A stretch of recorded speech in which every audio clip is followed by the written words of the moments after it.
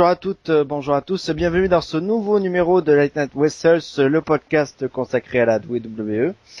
Avec ce soir une équipe plus fournie que d'habitude, ça fait longtemps que vous n'avez pas entendu, je pense, que vous n'aurez pas l'occasion plutôt d'entendre autant de voix et autant d'accents surtout, à commencer par le mien déjà, salut c'est Boosty bien sûr, l'accent du sud-ouest, et on va passer aux différents accents. J'ai passé à l'accent nordiste par exemple avec Orbaz.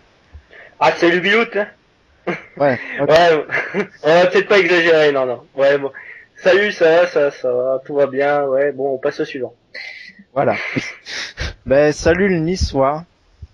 Salut tout le monde. Non, oui. Salut. Oui, je suis un mec pressé. Ouais. Oui, nouvelle identité, oui. Oui. Effectivement. Ouais, parce qu'on a pas mal de monde et puis quelques retours, mais d'abord, un fidèle que vous avez l'habitude d'entendre, c'est Tifo. Salut Tifo. Ouais, salut tout le monde. Après, je sais pas si nous à Nantes on a vraiment un accent, mais bon. Ouais, t'as l'accent du Lexomil là. Oh. Ouais, c'est ça doit être ça, ouais. C'est l'accent des dépressifs. On va l'accent tester. fatigue. Ouais, on va tester cet accent avec le retour de Verpa, mine de rien, depuis quelques numéros qui n'étaient pas là. Salut Verpa. Salut. Je suis bien content d'être de retour. Eh oui, depuis Money in the Bank, non, je crois, ou quelque chose comme ça. Oui, avant les vacances. Oui, j'ai pris au moins 4 mois de vacances d'été, c'est bien. Donc là, je suis en pleine forme. Bienvenue dans le monde des vacanciers éternels. Non, je déconne. Il y en a qui bossent. Non, je bosse, mais voilà, je laisse là, je reviens pour cause d'emploi du temps. Ah oui, surtout que c'est les vacances de Toussaint, forcément. On a le plaisir aussi de réentendre notre voix du Québec, Monsieur MP. Bonsoir MP. Enfin, non, bonsoir à vous tous.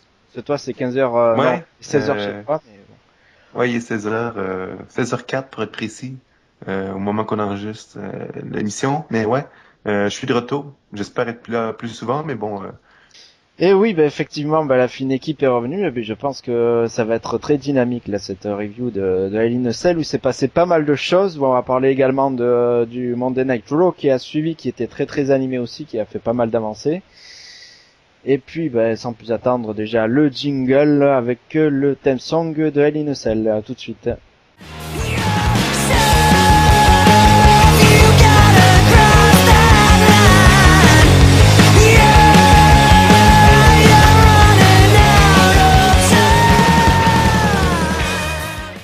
Et rebonjour, depuis c'était l'American Airlines Arena de Miami en Floride, avec un public, je sais pas ce que vous en avez pensé déjà en prélude, qui était bien chaud quand même, j'ai trouvé, non? Ouais, il était, c'est Miami, quoi. On pensait que WrestleMania à Miami c'était seulement parce que c'était un public mondial, mais bon. Ça, là, il y avait une bonne ambiance. Bon, évidemment, il y a quand même quelques cas où ils se sont bien tus, mais sinon on peut pas non plus leur en vouloir. Ouais, ça, on peut pas leur en vouloir, mais généralement, ouais, c'était un très bon public. Moi, je suis pas du tout d'accord en fait. Ah bon? Moi, je l'ai pas trouvé bon. Enfin, quand je compare à l'after WrestleMania, enfin, c'est incomparable. Ah oui. Je les ai trouvés vraiment mous. Peut-être qu'après le spectacle du pay-per-view a fait qu'ils étaient mous, mais j'ai pas vraiment trouvé ça bon. Enfin, les matchs, ils sont chauds patates. Hein. Oui, après, c'est un momentum, et puis c'est selon les matchs. C'est sûr que le momentum, il y avait pas mal de fans étrangers aussi au moment de WrestleMania, ça a fait la différence. Et les gars, vous parlez de WrestleMania, mais pas mal d'anglais, il a eu lieu à New York. Hein.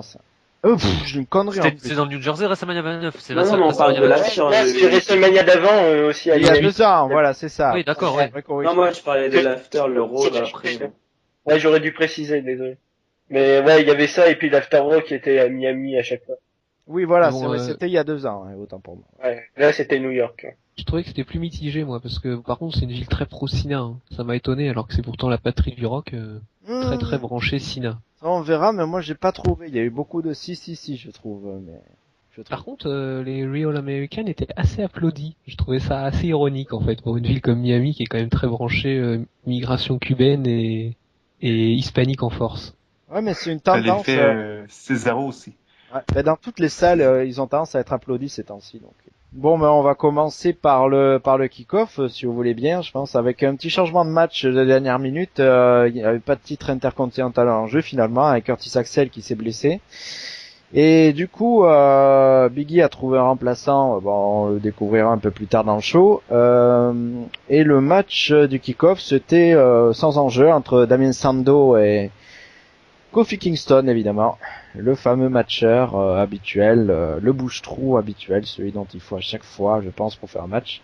Victoire de Damien Sandow à 7 minutes 02. Et voilà, le panel était composé de Dolph Ziggler, Kaitlyn et R-Truth, voilà. Et puis en commentateur à table hispanique, on a découvert le retour de Rey Mysterio. C'est bizarre, il n'y avait pas Sin Cara avec lui. Voilà, c'était. On a plutôt subi qu'on a découvert parce qu'il y avait des problèmes de son pendant ce pré-show assez. Oui, il y avait une dualité. Oui, c'est vrai, on entend. On les entendait en fond en fait. C'était traduit en espagnol directement. Je sais pas. C'est pratique ça. Ouais. Ça doit être bien pour les. Enfin, ceux qui regardent les shows version US mais qui sont espagnols, enfin, je sais pas. Ça devait être pas mal. Après, c'était un peu chiant, mais sinon, ce pré-show, il était sympathique, hein, sans plus. C'était un match normal, en fait. Oui, voilà. Un match qu'on pourrait voir à SmackDown, à Raw, etc. Pas mauvais, pas excellent, normal, quoi. Puis, ça servait quand même à mettre Damien Sandow, un peu en avant, vu les événements qui a bien fait montrer qu'il serait là le soir pour éventuellement représenter une menace. Voilà, on va passer directement au show avec un match, je pense, dont on va beaucoup parler.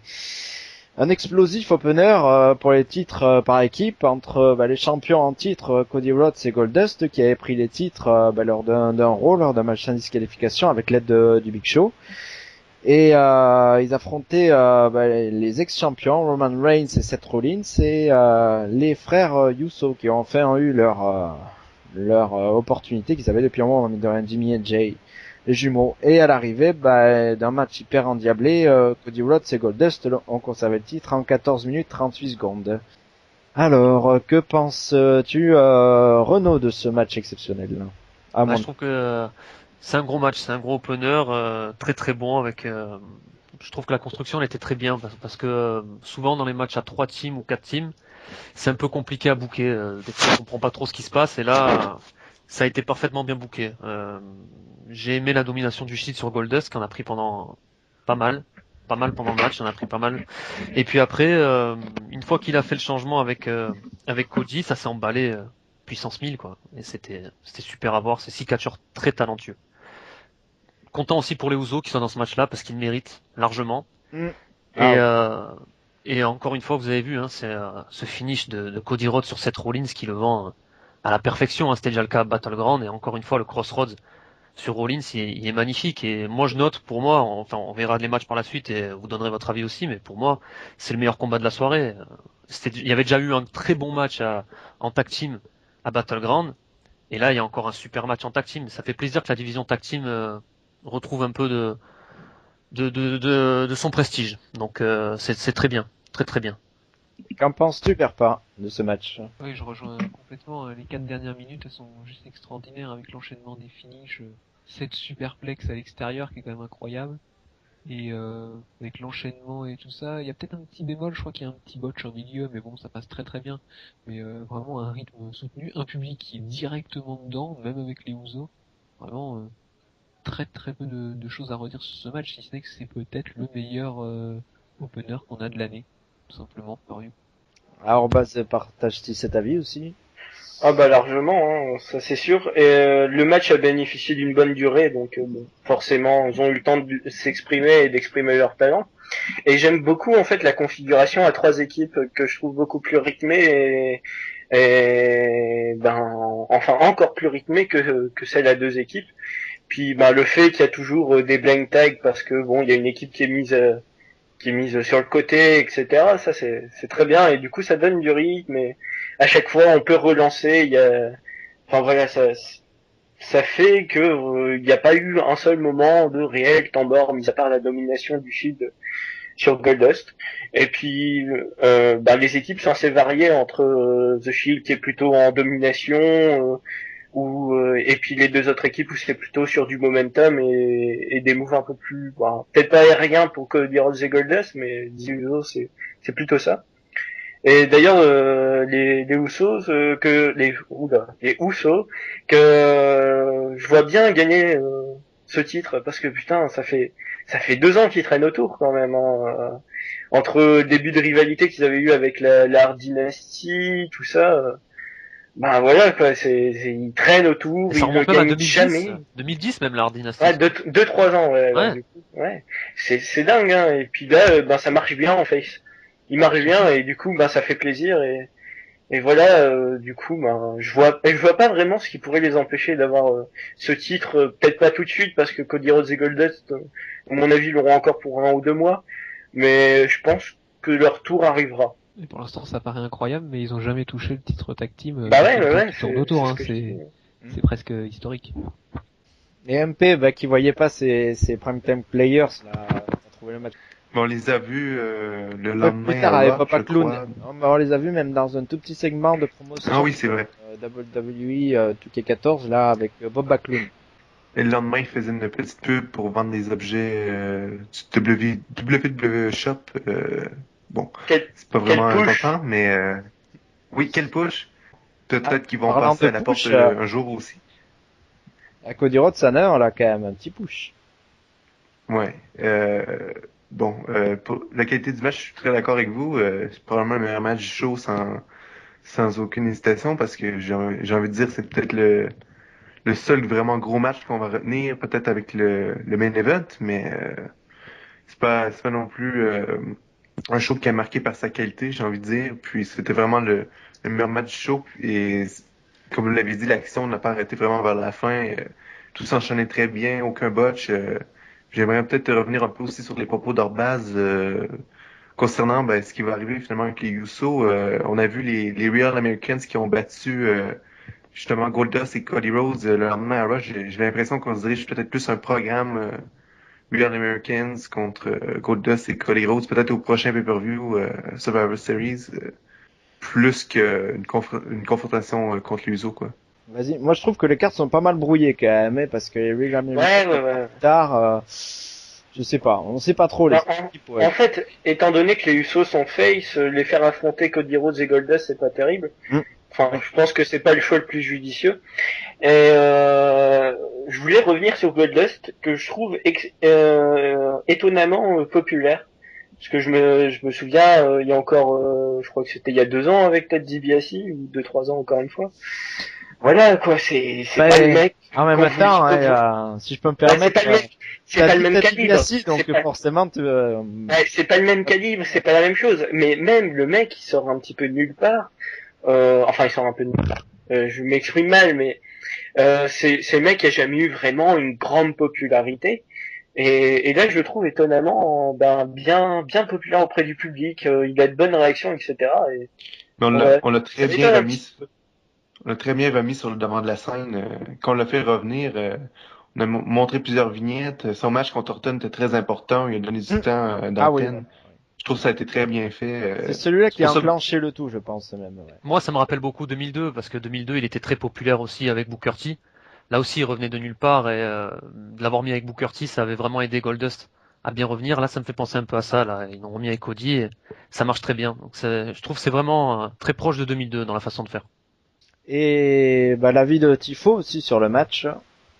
Ouais, de toute façon, vous avez quasiment tout dit. Hein. Ce match était un sacré pied, vraiment. Moi, j'aurais jamais cru que ça aurait été. Oui, pour moi, c'est également le match de la soirée. Je l'aurais jamais cru en début de show, hein, vraiment. Et comme l'a dit Orbaz, moi, je voudrais surtout revenir sur les Usos qui ils sont vraiment impressionnants. Je les revois encore au tout début. Ouais, c'était donc 2010. Je les aimais pas vraiment, je les trouvais pas bons. Et là, ils font une progression vraiment exceptionnelle. Maintenant, c'est vraiment une équipe, une valeur sûre de la fédération. Hein. Ils arrivent à porter le match et tout. Ils font vraiment des trucs innovants, on va dire. Enfin, c'est vraiment, moi, je suis vraiment séduit par les Usos. Vraiment, j'espère vraiment qu'ils vont toucher le titre très prochainement. Mais sinon, le match était vraiment très bon. C'était vraiment parfait pour un opener. Il y a du monde qui est d'accord avec toi, hein, parce que là, je vais donner quelques réactions auditeurs. Merci beaucoup déjà pour vos réactions toujours très très fidèles sur Facebook. avec Grégoire Rousseau qui dit l'opener était vraiment génial, c'était exactement ce qu'il fallait pour chauffer la foule, même si elle était déjà bien chaude. J'ai rarement vu à WWE une superplex pour atterrir à l'extérieur du ring. Ce moment m'a vraiment surpris. La foule était dedans et tout le monde ressort crédible dans ce match. Grégory Gourdou qui a dit bon match, le début fut timide mais au fur et à mesure le match s'est emballé, surtout à 5 minutes de la fin où là j'ai kiffé avec entre autres l'enchaînement de Cody et des Usos. Homme du match Cody Rhodes qui aurait dû avoir la mallette à la place de Sando selon lui. Et Sébastien qui n'est pas là avec nous ce soir, qui a dit super opener, très bon rythme du début à la fin, très bien fait. Dommage pour les Usos qui méritent amplement d'être champions, mais qui sont toujours devant, barrés par une équipe qui est un rang au-dessus, du genre Brian et Kane, le Shield, les Rhodes. S'ils ne sont pas champions à ce jour, c'est une question de mauvais timing pour lui. Voilà. Donc je pense qu'on a bien tout résumé et qu'on peut passer à la suite avec un petit segment. Au départ, c'était pas vraiment un segment oui et non. C'est-à-dire que The Miz, pendant le pré-show, il a réclamé à Vicky Guerrero une petite vengeance contre la Wyatt Family, qu'il avait pas mal molesté la semaine précédente, le pay-per-view. Elle lui a dit qu'il n'était pas médicalement apte, donc elle lui a pas accordé le match, mais il est quand même venu pour se battre sur ring. À l'arrivée, il s'est quand même fait démolir par la Wyatt Family. Et puis Kane a fait son retour. Et puis il a chassé la Wyatt Family, mais il a surtout mis un chokeslam au Miz. Avant de parler de Kane, j'aimerais juste aborder un petit peu le cas The Miz avec un message que nous avait envoyé Nasser M. Zembaba en privé sur Facebook, dont je vais vous le lire, qui dit comme vous tous, j'ai trouvé le turn du Miz très mal abouti et incohérent. De quoi admettre un échec et être déplu de le voir en action. Toutefois, en y regardant de plus près depuis SummerSlam, son booking paraît plus net et il faut admettre qu'il passe beaucoup mieux à la télé. Certes, sa feud avec Fandango n'était pas terrible, ni le match en pay-per-view, mais le tout a été fait de manière assez propre. Je reviens sur l'autre point, son booking dès son turn. Effectivement, il a été mauvais en essayant de le mettre à tout prix en pay-per-view. Surtout que cela a été fait pour un titre intermédiaire lors de 5 sur 6, plus précisément au Royal Rumble, jusqu'à Money in the Bank inclus, avec au milieu un match de pré-show contre Cody à Extreme Rules. Ce booking ressemblait fortement à celui de MVP lors de son unique saison en Raw, montré comme redoutable mais échouant toujours si près du but pour des titres largement à sa portée. Et tout cela produit au final que l'exposition du Miz a été corrigée depuis son face turn. Voilà, donc qu'avez-vous, êtes-vous d'accord, parce que c'est vrai que on a beaucoup contesté quand même The Miz depuis qu'il est face. Est-ce qu'il s'améliore ces temps-ci, est-ce qu'il remonte un peu la pente au niveau de l'attitude au moins? Moi je trouve pas. Merci à Nasser pour son avis très détaillé. J'aime sa comparaison avec MVP parce que c'est vrai que c'est un peu ça. Il a raison sur ce point-là. Mais non, moi je dis qu'il y a quelque chose de cassé pour le Miz. Il y a quelque chose qui va pas. Je sais pas ce qu'il peut faire. Est-ce que ça serait encore un heel turn? Moi, face, je le sens pas, ce mec. Il m'apporte rien. Tous ces matchs, les uns après les autres, et il se passe rien. Non, j'ai envie de réagir, Renaud. Moi aussi, je suis complètement d'accord avec toi. Il se passe rien.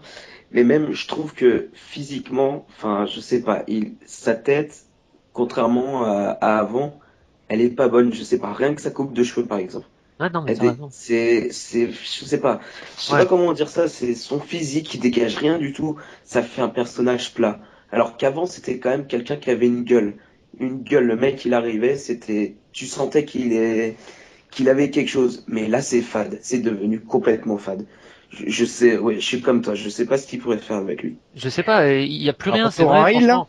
On l'a mis au SummerSlam en présentateur, pour qu'il soit là, en fait. Parce qu'au final, voilà, on savait pas quoi faire de lui, on sait plus trop quoi faire du Miz, quoi. Et c'est vrai t'as l'impression que c'est plus vraiment un catcheur, on sait plus quoi en faire. Alors en retour en heel, pourquoi pas, mais en heel il était très bon quand même, hein. C'est vrai qu'en heel, franchement, il a du micro le mec quand même, hein. Il est très bon. Mais voilà, mais je trouve que si tu le fais repasser en heel, enfin, avec son face turn, ce serait pas crédible. Honnêtement. Maintenant, là, je sais pas. Il y a largement moyen de le faire repasser en heel, il y a 1000 moyens de le faire, et à mon avis, ça passerait bien avec The Miz, il est pas, enfin voilà. Ouais, mais en tout cas, faut quand même changer un peu sa gimmick. Vraiment. Ouais. Faut vraiment renouveler le personnage parce que là, ça il est trop fade là. Là, il est trop fade. C'est exactement ça. Ouais. Mais en fait, la seule utilité maintenant de The Miz, c'est qu'ils l'ont foutu dans les médias, donc avec le personnage de Must See, machin, etc. C'est là qu'il s'est un petit peu enterré lui-même. Ça allait bien en heel, Tu vois, c'était bien avec son côté arrogant. Mais quand ils ont voulu le garder en face, c'est là qu'il s'est un peu paumé. Ils ont voulu engendrer. Ils ont voulu faire de plus en plus de Miss TV, en faire, je sais pas, en faire le nouveau Piper Spit, je sais pas, en faire un truc, faire le nouveau Highlight Reel. Enfin, je sais pas ce qu'ils veulent faire avec The Miz, mais il y a trop de Miss TV. Enfin, c'est devenu un présentateur télé en fait. Ah oui, Et- ça on l'a beaucoup souligné d'ailleurs, qu'il y avait trop de Miss TV, qu'à chaque fois ça saoulait à force. Ouais. Ben, en fait, ouais, c'est le catcheur, il est là pour présenter les rivalités des autres, mais sur lui, il ne fait rien. Alors du coup, ben, ça passe pas. Puis il y a plus aucune réaction, donc c'est le moment de changer. Ouais, après, en revenant sur le Miz, ouais, je pense que moi, l'avenir, si jamais, par exemple, il en a marre, que ce soit physiquement ou pas, est-ce qu'il pourrait pas faire avoir une place à la Justin Roberts, vu que, a priori, ils ont quand même cherché pas mal. Ça pourrait toujours être une position de secours sur lequel on pourrait le caser si vraiment il a plus rien à faire. Mais je pense qu'il a encore un bon avenir en tant que catcheur. Je pense que le parallèle, on pourrait le faire avec Drew McIntyre et Wade Barrett. Ce sont trois gars qui étaient de la même période 2010, ils étaient en haut, ils étaient des grands espoirs et tout ça. Et puis les trois en fait sont lentement descendus, ont eu des gros passages à vide, et je pense que les trois personnages en fait se sont essoufflés. Alors un peu plus pour Drew McIntyre, mais Wade Barrett c'est exactement la même chose. Son personnage s'est essoufflé, on a essayé de le repackager, on n'a pas réussi, il est revenu, il a fait une petite pause, il revient. Et là le Miz c'est un peu ça.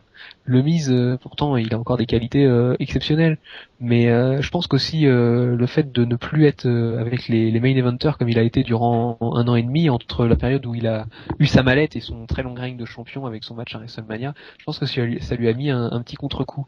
Et le fait d'être un homme des médias, je pense pas que ce soit forcément mauvais. Parce que quand on voit par exemple les rumeurs autour de Dolph Ziggler qui là, a priori, se serait fait punir pour les causes des relations et du rapport avec les médias. Par exemple, c'est quelque chose que Yves était très fort. Je pense que le Miz est tout à fait capable de se concentrer uniquement sur ce paramètre-là, relations médias avec les Bellas. Je pense que c'est les deux meilleurs ambassadeurs qu'il y a.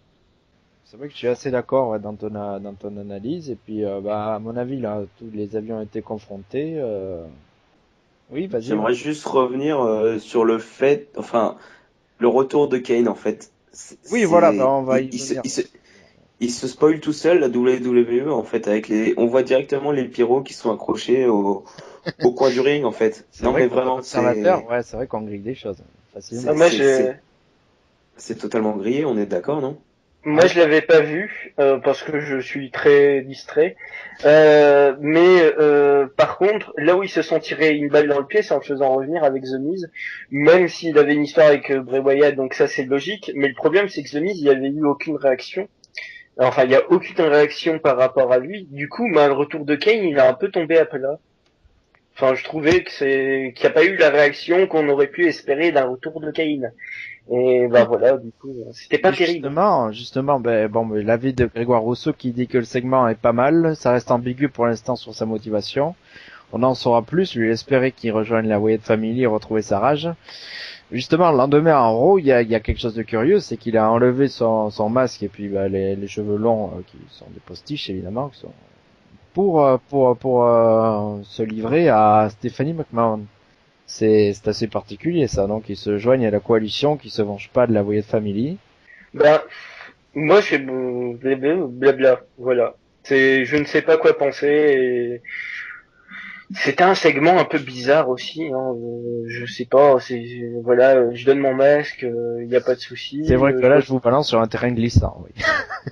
c'est très voilà quoi, faut attendre de voir ce qu'il y a après. Après, le faire aller avec la Wyatt Family, à mon avis, c'est une mauvaise idée, parce que c'est un personnage qui a toujours été mieux seul en tant que heel. Je précise en tant que heel, parce qu'en tant que face, il y a eu la collaboration avec Daniel Bryan qui était excellente.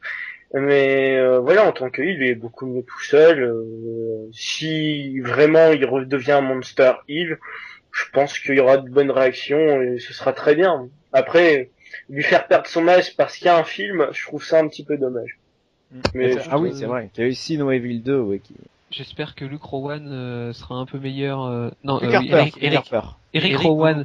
Rowan sera un peu mieux avec Kane, parce que quand même on voit que il a eu un peu de mal avec Kane sur le beatdown. À un moment il rate deux moves d'affilée sur le très court beatdown. J'espère qu'il s'entendra mieux avec Kane s'ils ont des matchs, parce que sinon ça va pas le faire. Et MP qui a un peu hâte qu'il prenne sa retraite. Bon, il a 43-44 ans maintenant. Bon, c'est vrai qu'il atteint un peu la limite. Peut-être un dernier run sur WrestleMania, et puis après... Il est encore très correct. Il s'est battu 3 fois avec... donc 2 fois contre Taker à WrestleMania. On a fait leur programme en 2010.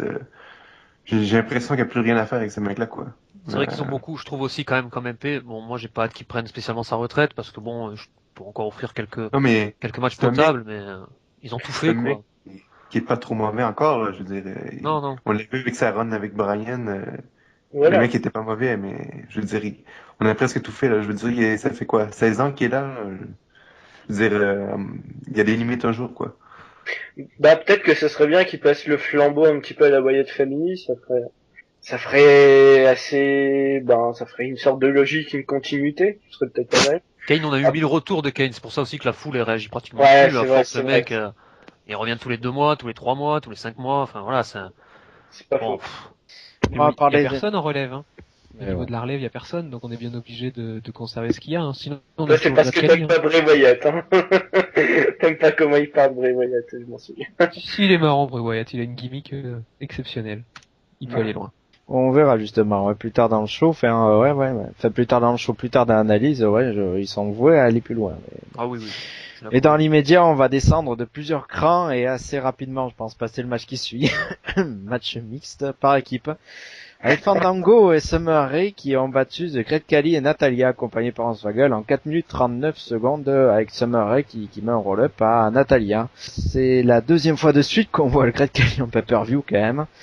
Les analyses rapides avec Grégoire Rousseau qui dit le match mixte par équipe tenait la route. Ouais, lui il a bien aimé. Premier match Summer Rae et en pay-per-view, c'est vrai, premier match tout court d'ailleurs à WWE il me semble. Et il trouve qu'elle s'est pas mal débrouillée. Bon, moi, ce serait plutôt l'inverse. Mais après, il y a Sébastien qui dit qu'il a l'impression de regarder Main Event, le show là qui est diffusé dans la nuit de mercredi à jeudi, qui a demandé de ne pas mettre ce genre d'affrontement dans un programme payant. Voilà. C'est vrai. Mais bon, c'est pas une purge non plus, hein. Je pense que le match il est regardable quand même si c'est pas extraordinaire. Ah bon? T'es quand même très gentil, Verpa, hein, franchement. Très gentil parce que Summer Rae vend très très mal les coups qu'elle prend. Mais étonnamment, c'est terrible. Étonnamment, je vais être très indulgent envers Natalia, que je trouve souvent un peu surcotée, mais là vraiment, je pense qu'elle a fait le boulot. Bon, Great Khali, de toute façon. Great Khali, faut pas vraiment en parler parce que bon, il part de loin, hein, le gars. Je sais pas ce qu'on peut en faire, mais à part une bête de foire, on peut rien en faire d'autre. Mais bon, Summer Rae, on voit qu'elle est largement inexpérimentée, hein, mais bon, je pense que elle peut largement avoir sa place en tant que blonde de service pour remplacer Kelly dans les 2 prochaines années. Il en faut toujours une. Donc là, en ce moment, il y a personne. Donc même si c'est une cruche sur le ring, c'est pas grave. C'était le tweet de Vox Catch qui disait que c'était terrible d'avoir le physique de Michelle McCool et le talent de Kelly. C'est un peu ça, ouais. C'est pas faux. Ouais, mais sinon, vite fait, ouais, c'est un peu ça. C'est où est le décor de Main Event? Pourquoi il y a le décor de Hell in a Cell derrière ce match? Voilà, c'est bordel. Ça fout quoi là? Ouais, ça a rien à faire là. Ça a rien à faire en pay-per-view. Y a rien qui a été construit avec ça. J'ai rien vu entre Fandango, Great Khali, rien du tout. Enfin, après, c'est peut-être parce que j'ai zappé, mais. Non, t'as pas zappé, non. Mais voilà, quoi, ça vient de nulle part, ça sert à rien. Limite, même en kick-off, ça a pas sa place. Oui. C'était du niveau de Superstars, la mythique émission de la WWE. D'ailleurs, je sais même pas qui est-ce qui y a encore, parce que l'émission, on dirait qu'elle est morte et enterrée. Superstars, ça existe toujours, ça? Ça existe toujours, évidemment. C'est diffusé maintenant dans la nuit de vendredi à samedi. Ouais, c'est sur Internet, ouais, surtout. Ben, surtout par rapport à, ça existe toujours parce qu'il y a des contrats avec des diffuseurs étrangers, donc c'est obligé. Ouais. Faut caser. Parce qu'il y a plus personne aux États-Unis. Hein. Il y a beau avoir des milliers de chaînes sur le câble, il n'y en a pas une qui va prendre Superstars. Hein. Ouais, voilà, c'est par rapport à l'étranger, mais une fois que les contrats prendront fin, Superstars va dégager. Déjà que c'est le même soir que SmackDown, donc on s'en fout, quoi. Broti, juste une petite chose, j'ai noté quand même que, donc, comme t'as dit, le Great Khali était 2 fois de suite en pay-per-view. Et je pense que c'était plus arrivé depuis le Rumble 2012 et l'Elimination Chamber 2012, puisqu'il avait participé au Rumble et à l'Elimination Chamber. Mais sinon, à 1 contre 1, je pense que ça doit remonter quand même à 2009, SummerSlam 2009 et Breaking Point 2009, les 2 matchs contre Kane. Le Rumble, c'était le point Wikipédia. Je pense, hein. Et je suis pas allé voir sur Wikipédia. Non, mais t'es c'est la notre mémoire Wikipédia. Tu es En plus, c'est notre vrai que- Wikipédia du catch. il y a c'est- des je dis ça, DVD mais à c'est la vrai que gloire c'est de vrai, Cali, donc, donc on sait jamais. c'est pas sûr. Si quelqu'un, si les auditeurs qui écoutent Ah oui, peuvent si marquer vous... un petit texte en dessous, hein, si je me trompe, y a pas de souci. Hein. Ah oui, Mais oui, je bien pense. sûr. Ah bah, si vous voulez apporter des précisions, n'hésitez pas, surtout par rapport au podcast. Bien sûr. Ça vous soit. Mais on va passer au prochain match avec Biggie Langston qui a eu une bonne compensation quand même. Et il a eu le titre des États-Unis en vue contre Dean Ambrose et il a gagné par décompte extérieur en 8 minutes 43, ce qui fait quand même que du coup Ambrose quand même conserve son titre avec de bonnes impressions, je pense, sur Biggie. Je sais, par exemple, MP, t'en as pensé quoi? Mais surprenamment, j'ai aimé ce match. Je sais pas pourquoi, mais j'ai Parce qu'il trouvé était que... court. Parce qu'il était court. Parce qu'il est bon. Oui, aussi, mais j'ai trouvé qu'il était quand même bien physique, quoi. Biggie s'est quand même bien ouvert à la fin du Oui, match, oui, je oui, crois. il y a eu du sang, et puis d'ailleurs, la WWE a publié une vidéo après le match des services médicaux qui intervenaient, ça recousait bien, là, quand même. Et Ambrose et Langston. Et le spear à la fin du match, quoi, je crois que je m'attendais pas à ça, quoi. Je pense que c'était peut-être un des moves du show, puis finalement c'était dans un match perdu au milieu du pay-per-view, mais bon, ça m'a quand même bien marqué. Puis bon, on a eu le rematch le lendemain à Raw qui a été coupé. On a eu finalement après un 6-man tag, mais j'ai l'impression qu'on va essayer de faire quelque chose avec Biggie, quoi, qui est pas perdu comme je le croyais finalement. Eh oui, moi aussi, c'est vrai que c'est un talent qu'on voit venir de loin, hein. Le gars, ça fait 5 ans qu'il galère en formation à la FCW à NXT. T'as pensé quoi, Tifo, de ce rookie, quand même, qui accompagne surtout Edge, il s'était surtout fait remarquer pour ça, et qui là, un petit peu se révèle, peut-être. Mais à la base, il devait pas faire le pré-show contre Bah oui, Curtis c'est ça. Axel. Ah oui, mais les plans ont été révisés, du coup, donc, Et bah justement, moi je trouve que ça s'est ressenti dans le match parce que on voit que c'était un match pas non plus vraiment préparé. Enfin, c'est vraiment le sentiment que j'ai eu.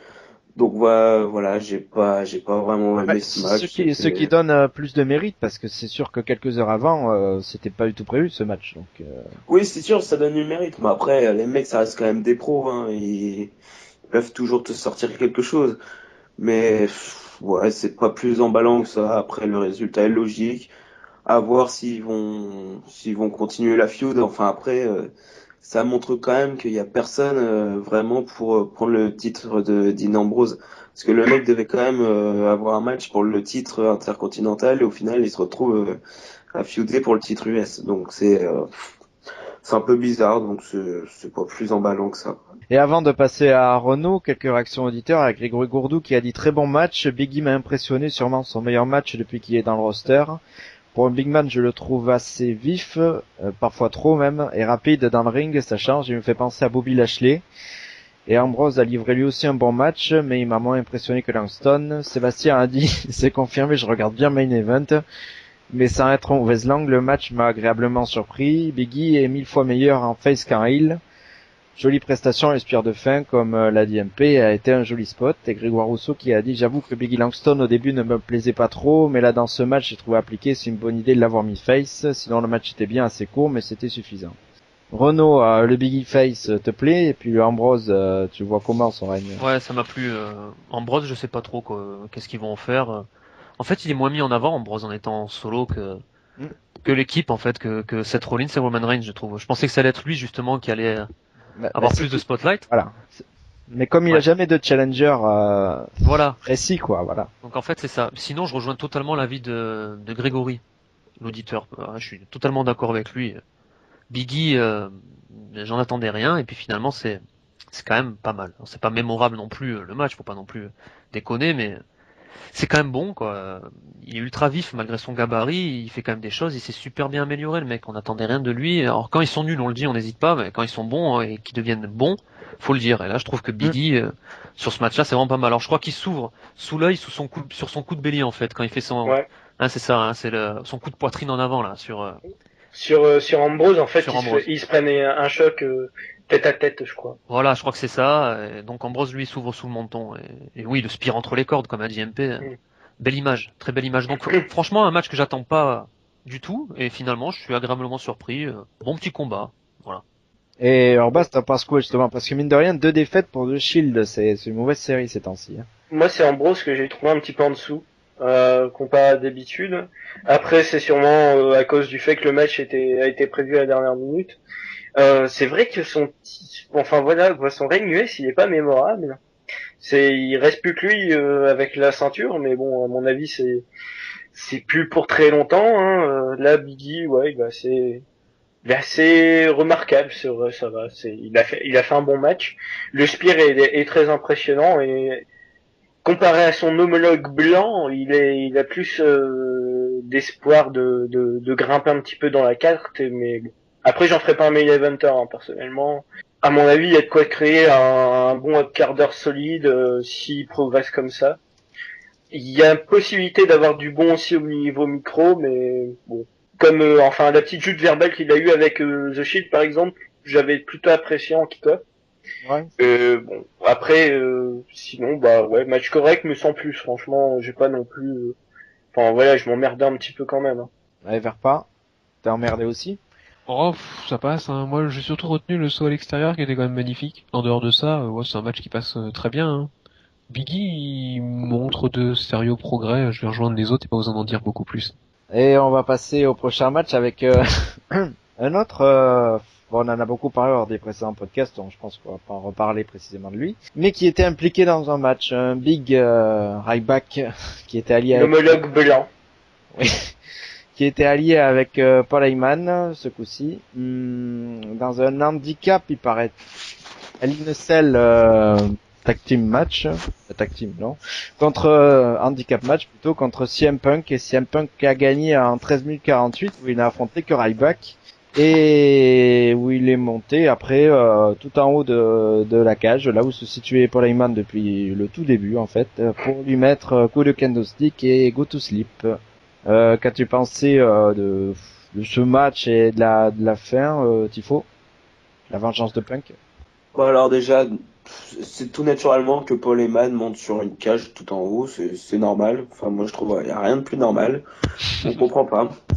Enfin bref, après, bah, je vais pas revenir sur Ryback. Hein. Je crois que je me suis assez défoulé au numéro précédent. Voilà. Après. Écoutez d'ailleurs. Hein. Oui. Non, bah après, moi je reste assez déçu quand même parce que CM Punk mérite mieux.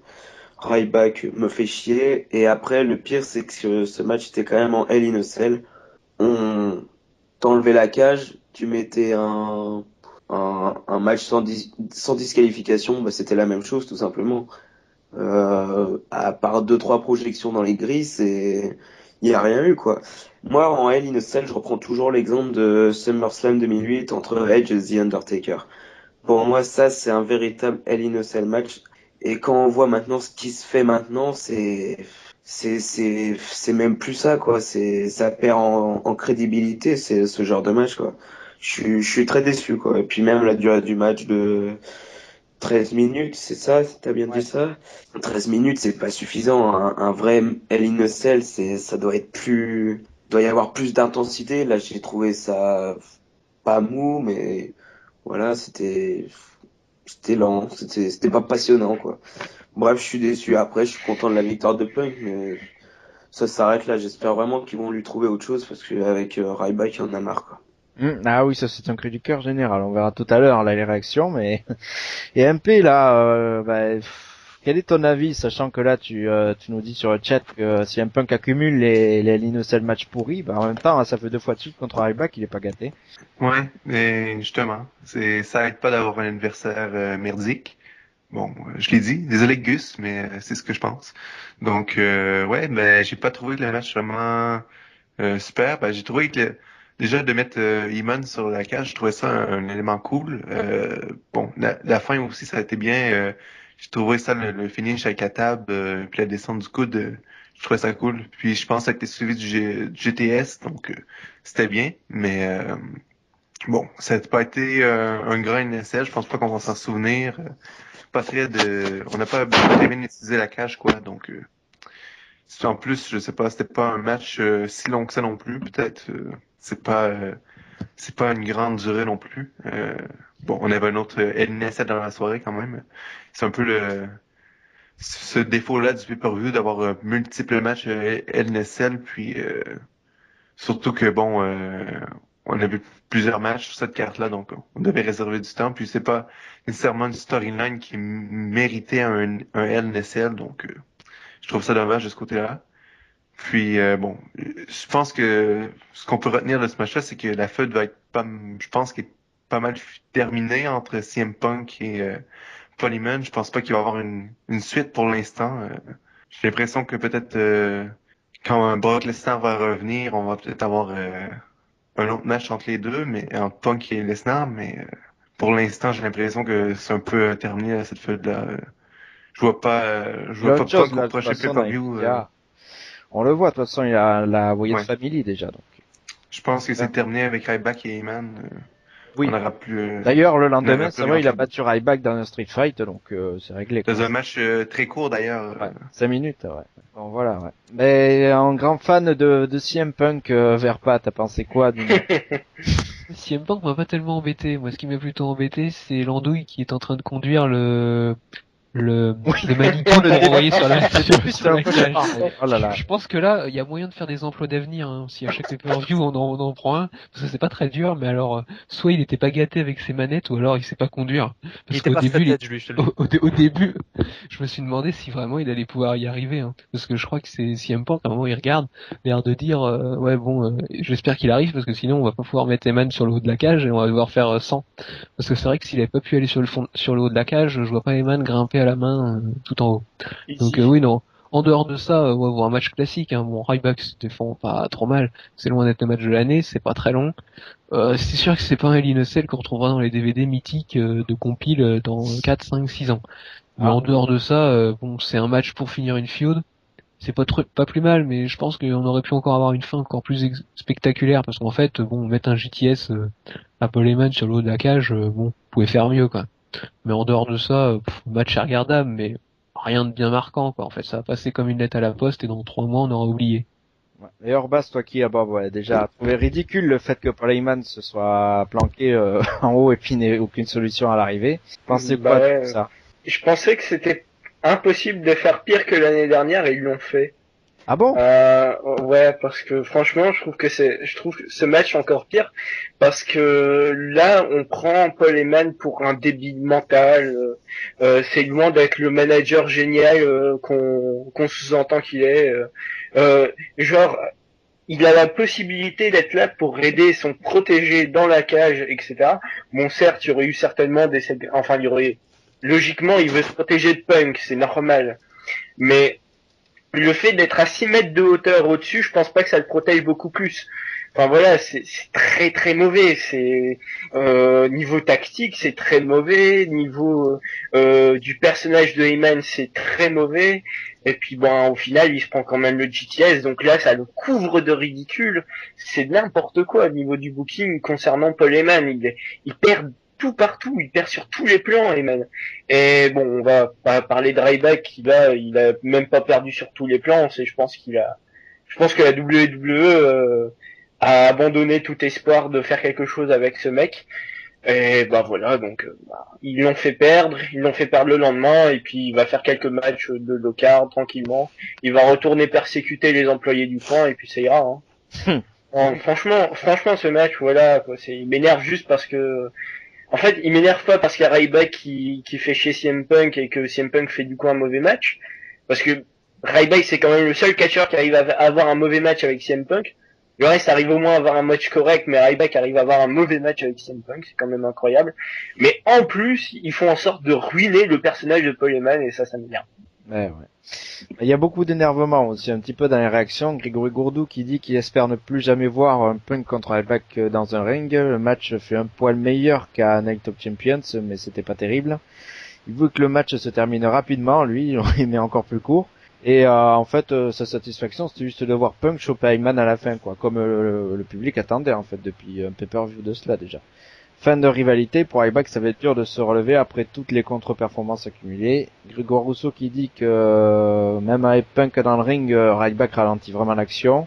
Seule la fin du match était fun, quand Punk monte sur la cage et démolit Heyman. Sébastien qui dit on nous promet un match handicap avec Heyman, donc l'arbitre n'aurait jamais dû faire sonner la cloche tant qu'Heyman n'était pas dans la cage.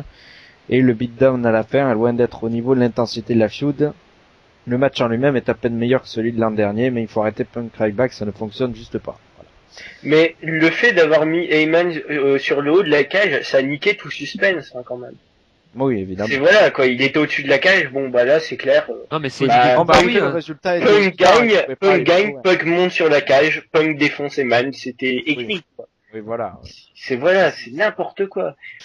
Bon, Ouais. on va voir un peu moins facile peut-être la victoire de Los Matadores, mais qui ont gagné quand même Diego et Fernando, accompagnés par El Torito, qui ont battu les Real Americans, Jack Swagger et Antonio Cesaro, accompagnés par Zeb Colter en 5 minutes 34 secondes.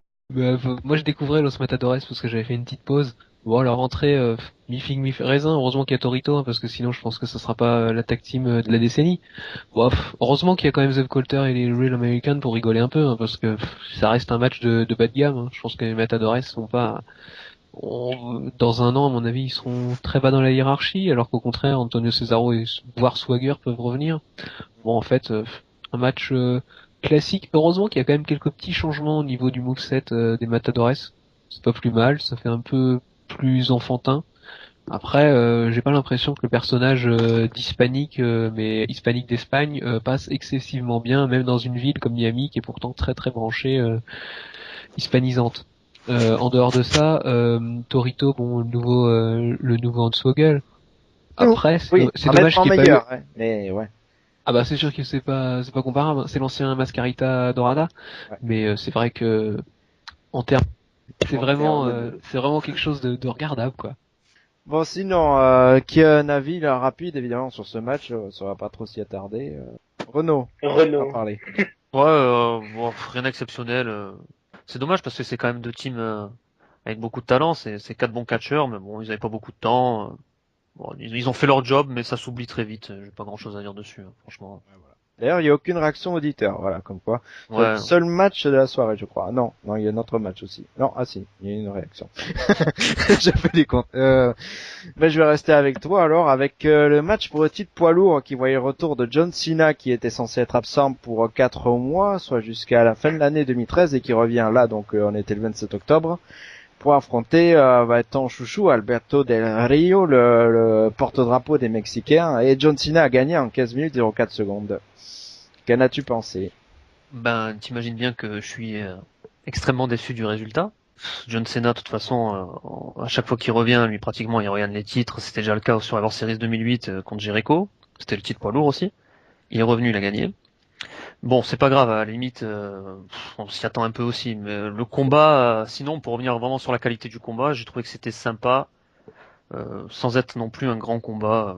Je pense que leur combat référence, c'est peut-être celui à Night of Champions 2011.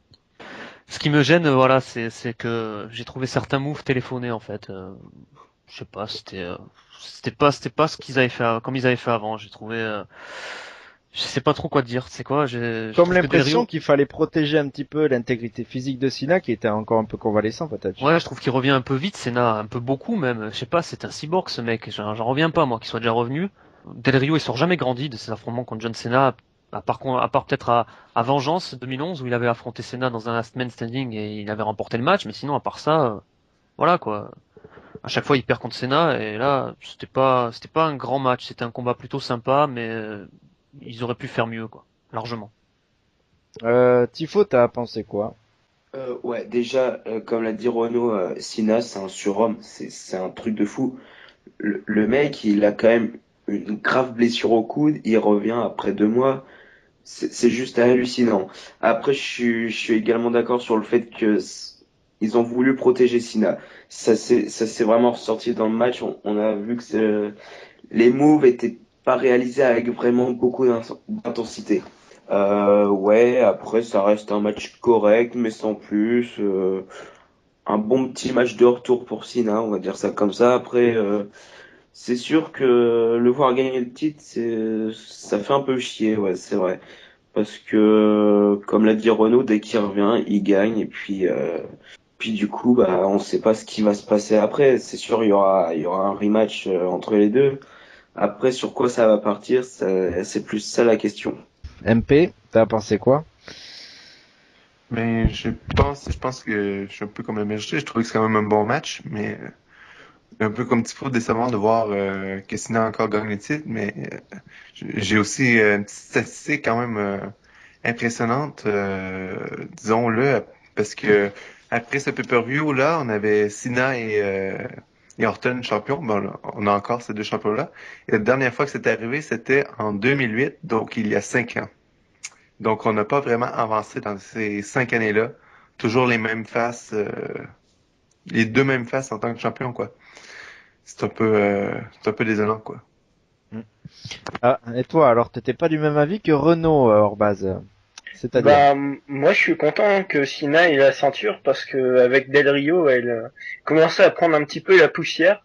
Et voir Sina avec le titre World Heavyweight, ça va lui redonner un prestige qu'elle a pu depuis très longtemps. Et un petit miracle surtout, c'est qu'il revient à SmackDown aussi. Il réapparaît à SmackDown.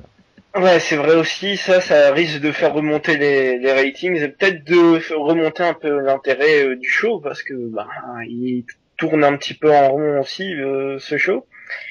Et bah le match, oui, sinon bah le match il est pas exceptionnel, hein, c'est un match de retour. Le mec lui donne 4 mois pour bien se remettre d'aplomb. On lui dit t'as le temps, de toute façon il y a Daniel Bryan, le mec qui revient quand même en 2 mois. Enfin voilà quoi, je sais pas, c'est pas un homme, je sais pas, c'est un truc, c'est un truc qui est fait pour catcher, mais après le fait qu'il puisse revenir comme ça, c'est aussi qu'il est pas un catch. Enfin, c'est un catch avec lequel tu peux prendre tes assurances assez facilement.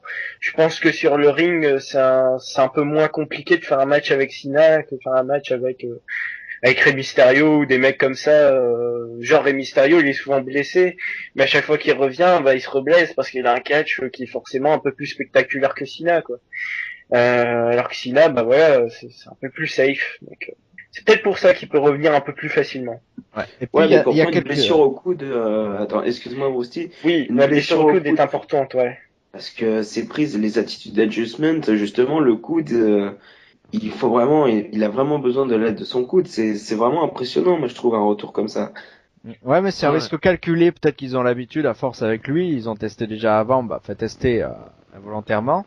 Ouais, mais John Et Cena, puis- il s'est blessé, il a eu plusieurs grosses blessures importantes, il Oui, est toujours voilà. revenu plus vite que les autres, hein. Il s'était brisé aussi la nuque, hein, au SummerSlam 2008 contre Mais je crois Batista. qu'ils en avaient vraiment besoin qu'il revienne aussi vite, sachant que les Survivor Series sera à Boston. Et voilà. Je pense Ouais, c'est faire fort revenir possible. en Non, champion mais là, à tu sens Boston. qu'ils ils ont précipité la chose. Ils ont eu bien sûr le feu vert. Attention, c'est pas non plus un truc de suicidaire qui s'est passé. Ils pouvaient revenir, mais ils ont essayé de précipiter la chose, d'avoir John Cena en pay-per-view. Ouais. Et puis il joue là-dessus aussi. C'est un bon fil pour relancer un petit peu Cena et puis faire peut-être perdre face à des mecs face auxquels tu penserais pas qu'il pourrait perdre. C'est Tu vois, possible. comme par exemple à Raw le lendemain quand j'ai vu le médecin qui était comme ça tout près, je croyais que c'était lui qui allait arrêter le match, quoi. Donc bon, il y a moyen de faire quelque chose, de donner le titre à quelqu'un d'autre sans que ça fasse baisser Cena, tu vois. Tu vois, sans toucher la précieuse aura de Cena, quoi. Mais ouais. Mais Verpat a été troublé par cette aura de Cena imbattable. Bah, je trouve que revenir maintenant, c'est quand même un peu suicidaire parce que bon là, ok, c'est pas les racings sont pas exceptionnels comme le dit MP sur le chat de l'émission. Mais bon, revenir maintenant, si il appuie un peu trop sur son coude et que ça casse au mois de décembre, au mois de janvier, ils sont morts pour WrestleMania. Donc ça reste quand même WrestleMania 30, donc c'est un spécial, c'est quelque chose qui marque. Moi je pense surtout à ça parce que quand on voit CM Punk, qui est quand même là, a pris très peu de pause depuis 2-3 ans, on voit que physiquement il commence à être à bout, il aurait besoin de 3-4 mois de pause. Je pense que Cena en est pas très loin aussi et je me demande si l'effet combiné des racings très moyens manque d'un très gros face et le fait de l'aura de Cena en elle-même, ce soit pas vecteur d'un retour beaucoup trop tôt, quoi. Donc après sur le match en lui-même, Del Rio s'en sort très bien. Hein. Je pense qu'il mériterait tout à fait ceinture World Heavyweight, qui lui va très bien puisque c'est un champion, on va dire un peu secondaire. Hein. Il a pas l'aura d'un champion WWE de base. Et voilà. Non, mais je pense que vraiment Del Rio, sur le coup, il se fait un peu avoir parce que je crois que ça fait déjà 2 ou 3 fois, à chaque fois qu'il est champion, il y en a toujours un qui revient de blessure et qui au premier match, sans une grande feud, une feud expédiée en 15 jours, qui lui pique le titre, quoi. Je pense qu'à sa place, il y a de quoi être oui. blasé quand même. Parfois, il a des circonstances comme ça, oui, même, bon, quand il a été battu par Christian, c'était plus par rapport à Edge, bien sûr, on le sait.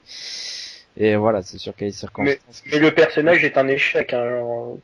Bon, après, c'est sûr, il a pas de réaction, c'est ça le problème. C'est un échec à la WWE. Pour moi, c'est un gars qui n'a pas qui peut pas vraiment en faire plus et qui a pas qui a pas le calibre pour la WWE, tu vois. C'est un mec qui sait très bien catcher, mais à qui il manque quelque chose. Un échec pour un mec qui est capable de faire un speech de 15 minutes en début de SmackDown ou en début de Raw, qui est capable de faire des matchs contre Cena de bonne facture. Non, c'est pas Sin Cara non plus, hein. Ouais, faut pas déconner.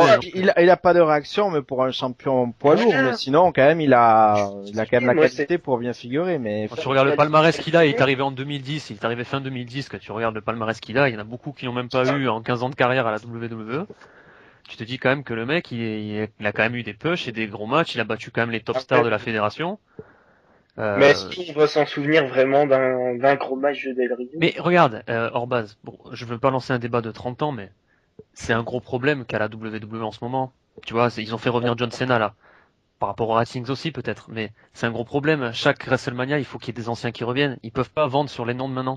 Ils peuvent pas vendre sur leur main eventer actuel. Ils peuvent pas vendre sur Sheamus. Ils peuvent pas vendre sur Del Rio. Avec Brock Lesnar, avec le retour de Brock Lesnar. Voilà, on a eu le retour de Brock Lesnar contre Triple H. Il y a quand même un souci. Il y a un vrai souci. À l'époque, c'était pas possible, ça. Il y avait pas les anciens qui revenaient. T'avais pas le retour de Ted DiBiase, senior, je parle. T'avais pas le retour des gars de l'époque. De Jim Snuka, ou t'avais pas le retour de Roddy Piper pour un match. Il était peut-être là, vite fait, en intervenant dans un match comme Piper l'avait fait à WrestleMania 19. Mais il était pas là. Aussi, mais bon. Oui, ou Hogan, qui faisait des fois un match. Bon, lui, à la limite. Mais t'avais pas les anciens qui revenaient vraiment pour un match. Et là, tu sens qu'à chaque WrestleMania, chaque année, il faut qu'il y ait ils essaient d'avoir le Rock. Peut-être il y a des rumeurs sur Austin, on a des rumeurs. Il faut qu'il y ait à tout prix Taker, tu vois. Tu sens qu'ils peuvent pas vendre sur des gars comme Sheamus, sur Del Rio, alors que ça devrait être leur top star du moment. Et c'est un vrai problème à la WWE. Ça, c'est un vrai problème. Et un autre problème aussi, c'est de sacrifier Ziggler comme ça. Carrément. Il est enterré depuis des mois. Depuis sa commotion cérébrale, on l'a enterré. Enfin, sa commotion cérébrale, je sais pas si c'est ça. Oui. Si c'est ça. Et enfin voilà, quoi, on l'a enterré sans aucune raison. Alors le mec avait quand même une pop de malade. Enfin, une pop de malade. J'exagère. Mais il avait une bonne pop, il avait de bonnes réactions et on l'enterre au lieu de le toucher. Enfin, je sais pas. Le mec a le talent, enfin voilà. Il a tout pour réussir et on l'enterre. C'est par exemple comme ça aussi. Et avant, ils avaient plus de temps dans la construction. Tu sentais, moi, j'ai connu quand même Steve Austin à ses débuts à la WWF. Je peux te dire que la première fois que j'ai vu ce gars, je me suis dit, il sera pas champion de la WWF, sûr. Et il a pris du temps et c'est monté crescendo. Finalement, c'est devenu une top star. Pareil pour le Rock. Tu regardes les premiers combats du Rock, c'est horrible à voir. Tu regardes son combat à WrestleMania 13 contre le Sultan, et c'est catastrophique. Tu regardes ses premiers combats de 97, c'est terrible. Finalement, le mec est devenu une top star là. C'est trop dans l'action, c'est trop dans la réaction. Ils ont pas le temps à chaque fois de construire une big star. Ou alors, s'il a construit, ça prend pas, quoi. C'est un vrai problème. C'est un problème de compagnie et de booking. Je pense pas que genre Ryback. Ryback, c'est aussi un cas. Franchement, on va pas en refaire encore un débat, oui. Mais c'est un vrai problème. De l'autre côté, on a le gars comme Randy Orton qui peut faire le guignol autant qu'il veut une fois par an. Il se fait prendre pour un truc. Toujours un fait divers à la noix, et toujours, dès qu'on a personne, on met toujours un petit règne pour Orton. On a l'impression que depuis 5 ans, il y a que lui. Ça. Tout lui est pardonné. Alors que de l'autre côté, on a des petits gars, je pense que Ziggler, on peut le mettre en comparaison avec Zack Ryder. C'est le genre de gars qui est pas forcément dans les petits papiers de la production, mais il y a une telle ferveur du public que de toute façon, on est obligé de le monter. Mais en fait, comme la production ne le désire pas vraiment, on le monte un petit peu, puis dès qu'il y a un seuil fatidique à augmenter, paf, on le lâche, et quand on voit que ça s'essouffle, hop, c'est fini. Ouais, c'est vrai que c'est un débat récurrent. C'est très bien de l'avoir soulevé ici. On espère vos réactions d'ailleurs. Parfois, il y a de quoi développer, je pense, dans le futur. Et puis, on va voir un petit exemple d'ailleurs de ça, peut-être d'élan stoppé, juste après les réactions auditeurs, avec Sébastien qui a dit qu'il ne comprend pas le choix de faire gagner à Cena le titre des premiers soirs. Le mieux aurait été de faire durer la feud d'un mois de plus et de faire gagner Cena chez lui lors de Survivor Series. Il aurait pu gagner par DQ contre Out là, et en soi le match était convaincant, c'est un truc classique. Grégoire Rousseau qui dit que le match était moyen, surtout sur le fait que s'il remporte la ceinture, il n'aimait pas tellement Del Rio, mais perdre comme ça, il serait pas ravi. Il y aura peut-être une histoire qui va se déclencher derrière, mais il fallait bien Cena, champion à Boston, pour Survivor Series. Et Grégory Gourdou qui dit match moyen, retour du Superman. Cena dominé dans le match, et comme d'hab, il retourne la situation, c'est banal. Il est quand même surpris du changement de ceinture. Mais voilà, je pense qu'on va pouvoir rebondir un petit peu sur Raw avec en ouverture Damien Sandow qui a encaissé son contrat et qui l'a perdu contre John Cena. Vous en pensez quoi? Ben, je voudrais revenir sur le fait qu'on prenait pas de risque avec Cena. N'empêche, le Cashin, il lui a... Enfin voilà quoi, ils ont fait un segment où lui dit limite le bras. Bon, je sais que ça tape à côté, qu'il y a des trucs comme ça, etc. Mais bon, voilà, d'entrée, ils prennent direct le risque de jouer sur blessure, etc.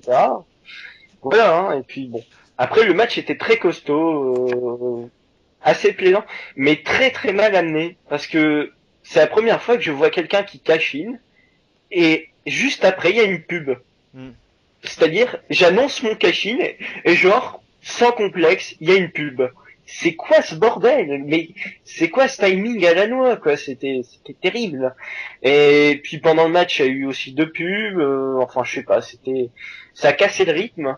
Alors que le match était vraiment très très très intense avec notamment Damien Sandow qui a fait un travail très solide. Et c'est très très plaisant de pouvoir dire ça parce que voilà, c'est un personnage qui me plaît plutôt et de le voir bon dans un ring c'est encore mieux parce que bon, il était correct sans plus et là il est monté à une autre envergure avec ce match. Justement, là, les autres avis éventuels, vous pensez que ça peut aider Sando là Moi, je pense déjà que Sando, il a été mal booké. Même quand il avait la mallette, tu sentais qu'il voulait pas le mettre champion parce que il a perdu beaucoup. Totalement ça, c'est clair. Ouais, il avait pas les épaules. Tu sentais vraiment qu'il faisait rien pour le mettre en avant. Tu te disais, c'est peut-être qu'il va attendre un an, peut-être ça va être loin parce que tu sentais pas venir le truc maintenant. C'était pas possible. Et là, ouais, bon, ils ont fait encaisser finalement. Il loupe. J'ai pas vu le combat, moi, j'ai pas encore vu, donc je peux pas parler sur le match. Mais je trouve aussi que Sando s'est amélioré quand même. Sur les derniers temps que je l'ai vu, je trouvais aussi déjà que c'était bien. Donc si Orbas dit que c'est bien contre Senna, bon, je le crois, c'est très bien. Mais j'attends de voir pour la suite. Je suis assez déçu aussi pour lui quand même parce que c'est un catcheur que j'apprécie. J'espère qu'il aura un bon avenir quand même à la fédération. Ouais, d'accord avec toi. Mais le non-push, lorsqu'il a une mallette, c'est comme le Miz, hein. Le Miz, il y a quoi, il y a 2-3 ans, c'était pareil, hein. Et le Miz, il en est où aujourd'hui? Tu vois, regarde, ça revient plus que terre, et après, il a fait un méga run de champion, donc on n'en est jamais sûr. Mais là, le fait de manquer un cash, indubitablement, tu rentres dans l'histoire comme étant un raté. Et il manque son cash contre le mec qui avait manqué le premier cash de l'histoire. Ouais, c'est un peu l'ironie. La boucle est bouclée.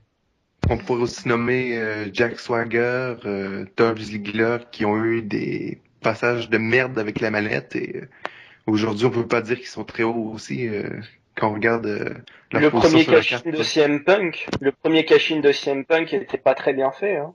Ah oui. Enfin, son premier règne de champion du monde, il était terrible. C'est clair. Voilà. C'est le deuxième qu'ils ont réussi à bien faire avec notamment le cash-in sur Jeff Hardy. Mais bon, en fait, le problème en plus, c'est que maintenant il y a 2 mallettes, il y a 2 mecs à gérer. Généralement, on en privilégie un qui cache assez rapidement. Et du coup, voilà quoi, ça laisse un petit peu le deuxième sur le côté. Et c'est un peu moche. Oui, c'est très prononcé ça. Je sais pas ce que t'en penses, Tifo. Sans avoir vu, mais t'en penses quoi? Franchement, je sais pas trop parce que moi, je m'attendais pas à ce que ça prenne cette tournure en fait. Je pensais vraiment que le cash serait venu quand même dans plus longtemps en fait. Je pensais vraiment que Sando aurait fait un cash habituel, on va dire, dans le genre en mode fouine, quelqu'un est pas en état de se battre, il cache et il gagne le titre. Honnêtement, moi j'aurais pensé qu'il aurait pris le titre un peu plus tard. Maintenant c'est fait. Enfin, il a eu une belle mallette. Puis c'est tout, quoi. Voilà, c'est tout ce qu'on va retenir. Sa mallette a été jetée. Enfin, il y aurait une rivalité avec Cena, à mon avis. Hein. Il y aurait, à mon avis, une grosse rivalité avec Cena pendant au moins 2 mois. Ouais, mais d'abord, Cena, faut qu'il ait son rematch. Jusqu'au Royal Rumble. Voire même jusqu'au Royal. Ouais, mais après, ça passe. À mon avis, il y aura, soit ils vont faire un triple threat directement, parce que Damien Sandow va être un peu intrusif.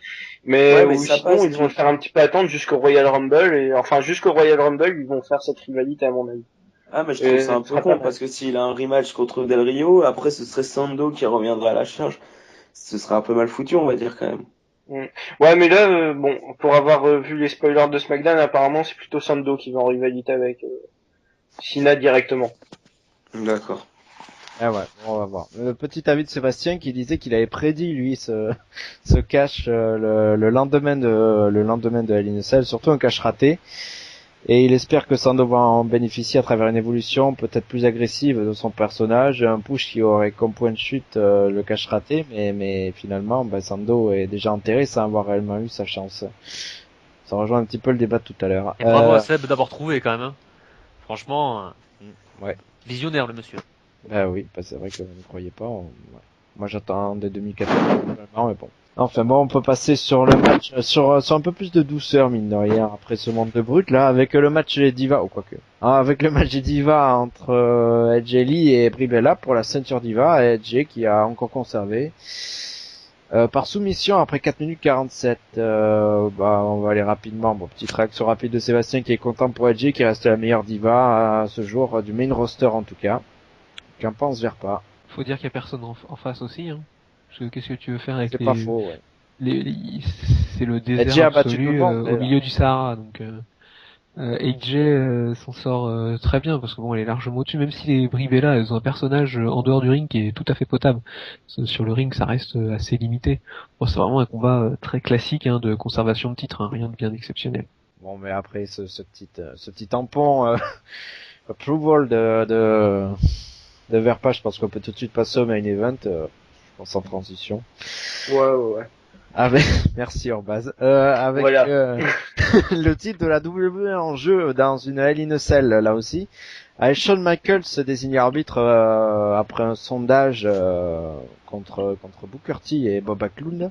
Il a permis à Randy Orton de battre Daniel Bryan en 21 minutes 44 secondes. Il y a enfin un champion à la WWE. Le titre n'est plus vacant. Qu'en penses-tu Orbaz justement?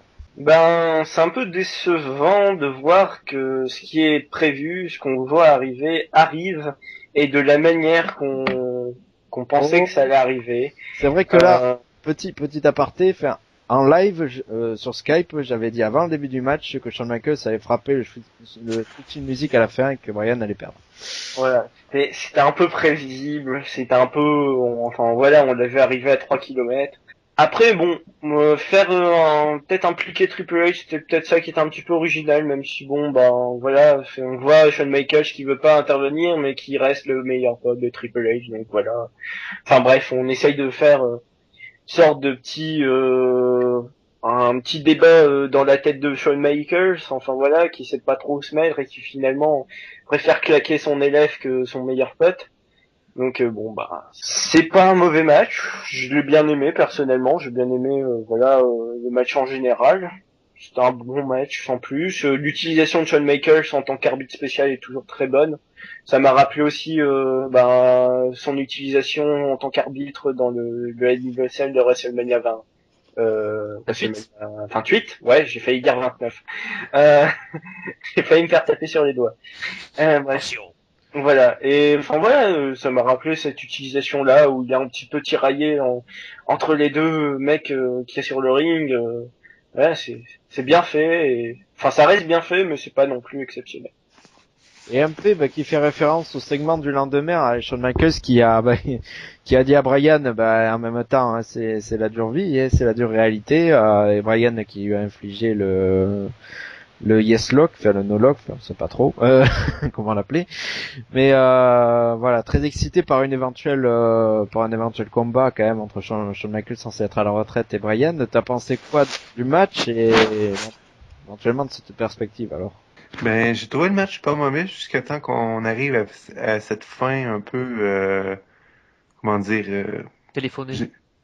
Ouais, un peu téléphoné et un peu raté selon certains parce que oui, le switch musique apparaît un peu botché quand même. Hein. Carrément. Puis on a manqué, je trouve, de l'action à la caméra. Des fois, on voyait pas trop ce qui se passait. Triple H qui arrive, avec Shawn Michaels qui va y parler, on sait pas trop qu'est-ce qui se passe. Le match en subit vraiment les effets de ces interventions-là, quoi, parce que je trouvais que c'était quand même un bon NSL avant que tout ça arrive, puis finalement, ben, on ressort là avec un sentiment on est un peu déçu de ce pay-per-view, quoi. Si j'ai payé 55$ pour ce pay-per-view-là, ben, je suis un peu pas mal déçu quand même. Donc, tout ça va amener le lendemain au segment que tu as parlé, Bosti, puis si on peut vraiment se poser des questions sur est-ce que vraiment HBK est à la retraite pour y rester, quoi, parce que la retraite dans le monde de la lutte, on s'entend que c'est pas toujours on peut revenir à l'action, quoi. On a juste à penser On à se des mecs comme souvient, Terry Funk qui est revenu je sais pas combien de fois de la retraite, mais Flair aussi. et Flair Flair, aussi. à la TNA, voilà. Mais bon, j'ai vraiment hâte de voir si ben, je trouvais que HBK était pas mal bon, il avait l'air de pas vouloir revenir dans le ring, mais là avec ce segment-là du lendemain, puis ce yes-là qui était porté contre lui, j'ai vraiment l'impression qu'on s'en va vers quelque chose entre les deux, puis je pense que ça pourrait vraiment être un angle cool entre les deux, quoi. Un teacher-student en 2013 entre HBK puis Brian, je pense que ça pourrait être vraiment quelque chose de cool à voir, quoi. Et en tant que fan, bon, vous l'avez compris, c'est un petit peu ironique de Shawn Michaels. Verpa, t'as pensé quoi du match? Et surtout que Shawn Michaels a peut-être un petit peu volé la vedette finalement. On voulait la volette? Non, peut-être pas. C'est peut-être pas vraiment le match où il s'est plus mis en avant. Mais je pense pas que c'était vraiment utile de le refaire revenir pour un match pareil, quoi. Ok, la victoire d'Orton est pas illogique, mais vis-à-vis de Daniel Bryan, c'est assez tendancieux. Mais on voit bien que plus que le match en lui-même, moi je retiendrai plutôt les perspectives que ça ouvre en fait, parce que ça ouvre vraiment des possibilités de ligue, de coalition, avec d'un côté plus populaire autour de Daniel Bryan et de l'autre un côté plus aristocratique, plus corporate avec Triple H et les McMahon et Orton et tout ça. Je pense que ça peut nous faire une bonne grosse guerre entre le petit face au méchant, le pauvre face au riche. Je trouve que vraiment ça ouvre beaucoup de possibilités. Et même si c'est peut-être pas un match extraordinaire dans le ring, en termes de possibilités, c'est vraiment tout à fait intéressant. Et Tifo, t'as pensé quoi finalement de ce match? Et du coup, ouais, bah, en fait, la fin, elle est totalement prévisible. J'ai l'impression que ça se répète tout le temps, en fait. À chaque fois qu'il y a Shawn Michaels en arbitre, il intervient tout le temps, quoi. Il peut pas rester sans rien faire. C'est ça qui ressort, moi, principalement. Et ouais, le switching music est vraiment bien botché. C'est clair, on peut le dire. Après, je m'attendais pas vraiment à ce qu'il foute sur Daniel Bryan. Mais enfin, après, ça suit la logique. Il défend son pote qui est Triple H. Il suit ses ordres, entre guillemets, on va dire. Voilà, je retiens pas grand-chose de ce match parce que c'était pas non plus un match exceptionnel. Ça reste décevant pour un Hell in a Cell. Après, Orton qui prend le titre, ça va encore continuer la feud avec Daniel Bryan, je pense. Donc, à voir. Mais je trouve que, mine de rien, ça traîne en longueur. À chaque fois, on dit ça va être quelque chose d'énorme, ça va être quelque chose d'énorme. Et pour le moment, c'est pas super top, quoi, on va dire. Et il y a un P là qui fait référence au perso agile de Shawn Michaels qui s'est dévoilé et depuis longtemps, hein, ça faisait depuis la feud contre Hogan lui, il fait référence. Ouais, c'est ça, MP 2005, c'est ça. Le faux retour de Bret Hart, voilà. Ouais, ouais, je m'en souviens. Mais là, les gars, on est en train de parler depuis tout à l'heure de la fin, c'est normal, hein, parce que bon, c'est la fin du show, puis il y a tout ce tralala entre Triple H, Ah mais Michaels, cette Bryan. fois-ci, les gens ils ont acheté et ils ont eu un champion. Cette fois-ci, ils ont eu un champion, mais on parle pas du match en lui-même, parce qu'il y a pratiquement rien, quoi. Putain, c'est Bryan contre Orton, c'est le main event. La cage, encore une fois, elle sert à rien. Moi, je vous dis que la PG-era, elle a tué complètement le Hell in the Cell. Le pay-per-view, il s'appelle Hell in the Cell. Les deux combats en Hell in the Cell sont pas bons. Alors, il y en a peut-être un qui est meilleur que l'autre, c'est sûr, c'est le main event quand même. Parce que bon, l'autre, voilà. Mais depuis 2009 et depuis l'invention de ce pay-per-view, hein, pas du Hell in the Cell en lui-même, mais depuis l'invention de ce pay-per-view, ce concept-là, ça a tout niqué, quoi. Le dernier gros Hell in the Cell, c'est le Edge contre Undertaker au SummerSlam 2008. Ou alors, bon, on peut compter celui aussi de WrestleMania, mais là, c'est à part, entre Triple H et Taker. Mais sinon, chaque année, c'est pareil, quoi. Chaque année, on a des Hell in the Cell pourraves. Ben, il me semble que c'était le dernier pay-per-view où c'était enfin, c'était le dernier Hell in a Cell. Il me semble qu'il va disparaître l'année prochaine. Ouais, c'est ce que j'ai entendu aussi. Je trouve que c'est bon. Sur un plan totalement personnel, j'aime pas beaucoup les concepts de pay-per-view à thème. Je trouve que des fois ça tombe très Mis mal. à part TLC. Pour moi, TLC, c'est vraiment, TLC, c'est vraiment le seul correct. Parce Ouais. que c'est fin d'année, généralement, bon, ça offre, bon, peut-être des rivalités un peu plus secondaires, qui valent pas un WrestleMania, mais je trouve que c'est bienvenu en général. Voilà, Chamber, ça va? Non, mais sinon, je trouve que des Ouais, fois, aussi. ça doit venir parce que c'est le mois qu'il veut et ça vient pas selon l'intensité de la feud. Ça me gêne un peu que des fois, voilà, avant vraiment le Hell in the Cell quand il est arrivé, bon, bah, c'est un truc, bon, à la limite, c'est vrai que sur le Brian Orton, ça peut arriver, mais ce qu'il y a, c'est qu'en est en PG, ils peuvent plus faire ce qu'ils faisaient avant. La cage, elle sert pratiquement à rien, quoi. Ils se font 2 projections à la limite dans le match. Non, mais c'est un simple no disqualification, quoi. Voilà, C'est tout. on est totalement d'accord. Je suis totalement d'accord avec toi, mais je vais dire ma phrase, mais c'est grave. C'est grave. C'est grave. Je l'ai dit. Elle nous a manqué celle-là. Ah, je suis obligé, Elle m'a manqué. Tu sais, ça fait vraiment mal de voir Hell in the Cell de cette qualité-là et ça se répète chaque année, quoi. Ça me gêne beaucoup. Vraiment. Ouais, je suis totalement d'accord. Ouais. Ah ouais, le pay-per-view s'appelle Hell in the Cell, les 2 combats Hell in the Cell, ils sont pas potables. Tu prends ceux de l'année dernière, c'est grave. Voilà. Tu prends les autres d'avant, c'est grave. Je veux dire, au bout d'un moment, ça gonfle, quoi. Donc, ils arrêtent ce concept-là. Est-ce qu'il y a un seul bon Hell in a Cell parmi ceux qui sont dans ce pay-per-view? Bah, moi, il y en a aucun qui m'ont marqué, personnellement. Il y en a aucun qui m'a marqué non plus. Moi, je dirais que celui qui me revient à la limite, et je dis vraiment à la limite, hein, pour moi, c'est le Sheamus Randy Orton. Et c'est à la limite de la limite. Mais sinon, à part ça, on a eu un Henry contre Randy Orton, c'était pas super. On a eu un Punk Undertaker, c'était pas super. À la limite, il y avait eu Legacy contre DX. Bon, il a fait un match correct. Ça, c'est pas bon, ouais. Moi, j'aurais retenu le Punk Del Rio Sina en 3-way qui est pas mauvais. Ouais, qui est pas mauvais non plus, mais bon, après ça dépend des goûts. La cage n'est pas non plus excellente, hein. Voilà, après ça dépend des goûts. Juste, je dis que tu regardes les Hell in the Cell avant 2008, tu regardes les Hell in the Cell à partir de 2009, ça a rien à voir. Non, mais c'est ça. Là, tu vois, par exemple, le match Brian Orton, ça se résume à une chaise. En objet, il y a qu'une chaise qui est sortie. Attends, franchement. Bon, après, c'est dommage aussi. Ils ont raté un petit peu leur spot des chaises aussi parce que la Superplex n'a pas atterri, les chaises étaient trop loin. Voilà. En fait, ils touchent des pieds. C'est dommage. Ouais. Non, mais même après, pour le CM Punk Ryback, c'est pareil, il y a qu'un stick qui est sorti et une table qui est brisée. Non, c'est pas suffisant, quoi. Ouais. We want tables. Ouais, là, le public l'a eu, mais une table. Ouais, une table et un stick. C'est pour ça qu'on donne tables au pluriel, bordel. Enfin bref, mais, ouais, c'est terrible, quoi, ça fait. Et Verpa, c'est vrai. Et oui, Verpa, un petit peu, là, comme ce qui se dit que si on était vraiment méchant, ça pourrait devenir un ennui in the cell. Joli jeu de mots. Voilà. Mais des avis un peu plus positifs au niveau des auditeurs sur le main event. Grégoire Rousseau qui a dit que c'était un match sympa, même si la cage aurait pu être mieux exploitée. Une bonne fin en tout cas. Il est content de voir Shawn Michaels encore dans le mauvais coup. Sébastien qui a dit qu'il avait apprécié l'affrontement et le côté psychologique et quelques spots de qualité. Ah ben lui en a vu.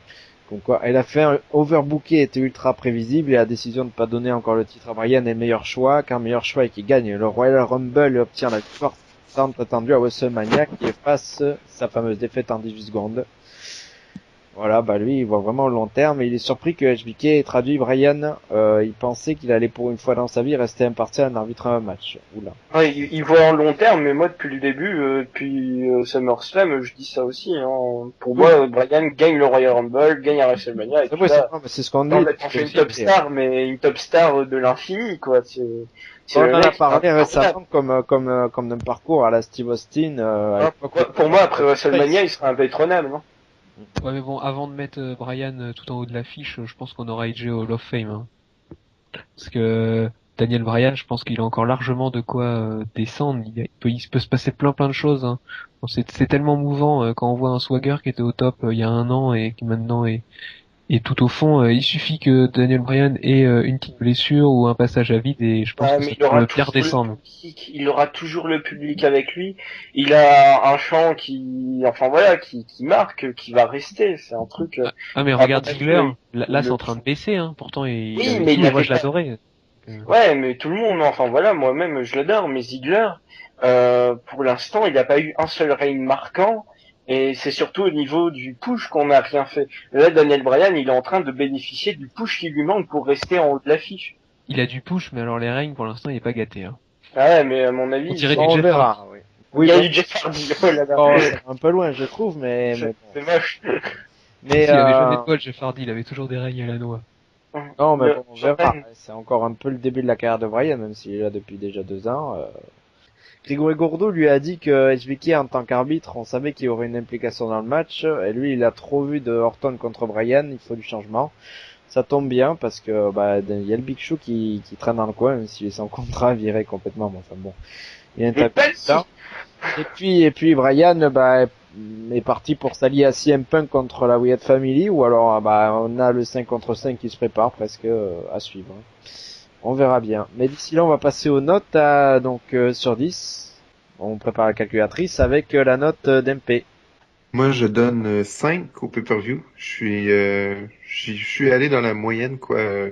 Je voulais pas non plus donner la note de passage, par exemple donner 6, mais je voulais quand même donner une note pas trop mauvaise parce que bon, il n'y a pas tant de déchets sur ce pay-per-view, je pense, mais on n'est pas encore dans les glorieuses périodes. Par exemple, le Summer of Punk avec ses pay-per-view, mais je trouve, mais bon, c'était pas si mauvais non plus, malgré que il n'y a pas grand-chose à retenir niveau match, à part l'opener peut-être, puis le NSL qui était final, qui était pas tant mauvais non plus. Puis le Cena del Rio, j'ai quand même eu aussi du plaisir à regarder, donc je donne 5. Moi, je vais mettre la même note que toi, hein, un pay-per-view en montagne russe, mais à la comparaison avec les deux pay-per-view précédents, bah, il est meilleur forcément. Mais après, sans plus, ça reste moyen, mais 5 c'est pas si mal. Enfin, moi, j'aime, en général, je casse, donc là, 5 c'est pas trop mal. Verpa, t'as donné quoi? 7,25. Moi je trouve que c'est Waouh. un bon pay-per-view. Ouais, non, mais normalement genre, je mets des virgules pour embêter Gus, mais là non, c'est pas la peine. Mais oui, non, Si, 7,25, je je trouvais que c'était... Non mais je pense que je fais partie avec Seb des auditeurs et des commentateurs qui donnent des notes facilement hautes. Mais parce que je pense qu'au contraire, Orbaz et Vrousty, vous avez plutôt l'impression, vous me donnez l'impression de donner des notes assez sévères. Donc C'est l'exigence. On connaît le pour produit. monter. Ouais, moi, Exactement, voilà. je suis moins exigeant, je fais partie des clients faciles à contenter. J'ai Mais même pas c'est encore bien. noté qu'il voit déjà la note de merde que je vais donner. Ah ouais. Je te parie 10 euros que c'est en dessous 5. On verra. Tu peux Je envoyer le pense que chèque? Non, tu verras. Non, Je vais non, pas mais changer ma note pour toi, mais j'ai il est déjà pas, ma note. il est pas vraiment mauvais le pay-per-view. Je vois pas trop ce qui peut gêner. C'est un pay-per-view, bon, c'est pas le pay-per-view de l'année, mais on a tellement connu pire que je pense qu'il faut s'en satisfaire. Avec un super opener. Dommage qu'il n'y en ait pas un deuxième. Oui. Ben justement, Orbaz, il met le suspense, mais on va attendre un petit peu là. D'abord la note de Thibaut. Ouais, moi je vais donner 4,5 parce que c'est Hell in a Cell. Pour moi, ça correspond pas du tout à ce qu'on peut attendre. Les Hell in a Cell ne sont pas bons. On se fait chier devant. Et heureusement qu'il y a eu cet opener. Vraiment. Heureusement. Parce que sinon, ça aurait pu descendre beaucoup, beaucoup plus bas. C'est l'opener pour moi qui sauve vraiment ce pay-per-view. Renaud. 4.5.